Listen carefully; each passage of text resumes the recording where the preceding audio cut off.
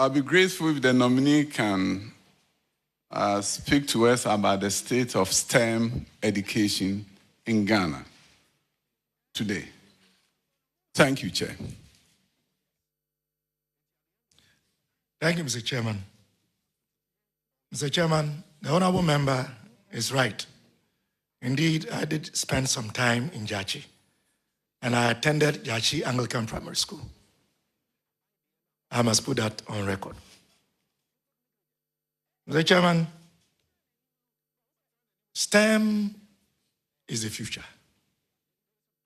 STEM is an abbreviation that stands for the study of science, technology, engineering, and mathematics. Indeed, STEM education in Ghana is in progress. Clearly, the previous government had done some good work in that area. As a member of the Education Committee in both the 7th and 8th parliaments, I have sat through meetings and presentations and have participated in the approval of facilities aimed at promoting STEM education. The Chairman, as we speak, I am aware that we currently have 10 STEM schools at various levels of completion. My briefing informs me that one has been completed and indeed is operational.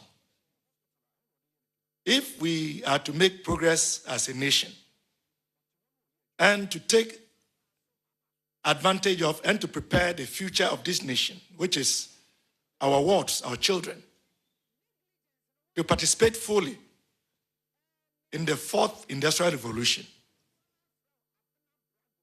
we must continue to invest in STEM and to expand facilities to ensure that every Ghanaian child benefits from STEM education. Thank you, Mr. Chairman. Is a follow-up or your next question? A follow-up, please. Okay, I please think, go ahead. In terms of the briefing, 7 schools are operational and more to come. So that's 10 schools. That's just for the record. But I also would like, Mr. Chairman, with your permission, for the honorable nominee to share with us how their STEM is capital intensive. How is he going to support his minister in terms of mobilizing resources to make sure that the STEM agenda will continue? Thank you, Mr. Chair. Most grateful, Mr. Chairman. Indeed, my minister has already made a number of significant public statements with regards to the educational sector, and in particular, his willingness and readiness to build on what has been bequeathed to us by the previous government. Clearly, STEM is a capital-intensive endeavor, and we cannot rely on only government or public resources if we want to succeed in the manner in which we all anticipate. So if my minister was to seek my opinion,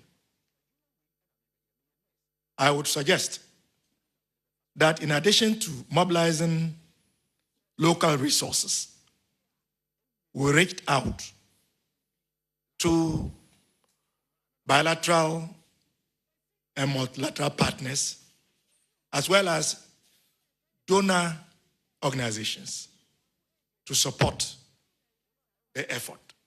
I know, for example, that the MasterCard Foundation has played a significant role in supporting the government and the Ministry of Education.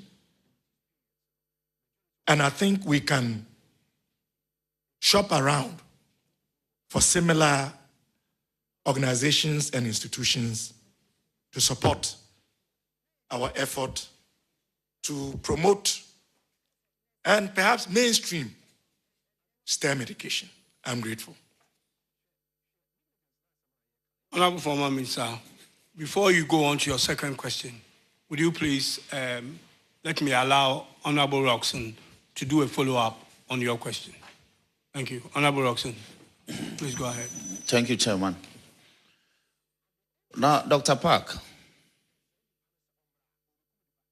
the concept of STEM schools, is it new? I am aware that when we were in secondary schools in the 90s, government introduced what we call the science resource centers, resource facilities, and even added buses. Now, how is that different from, so essentially there's STEM as a concept. Is it new? Honorable Chair, the short answer is no.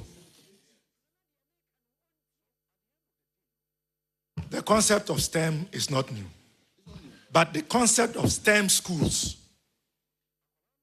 is new. Now, if the concept of STEM and STEM schools is not new, can you briefly tell us when STEM was introduced into our educational system in this country? Briefly. Very well, Mr. Chairman.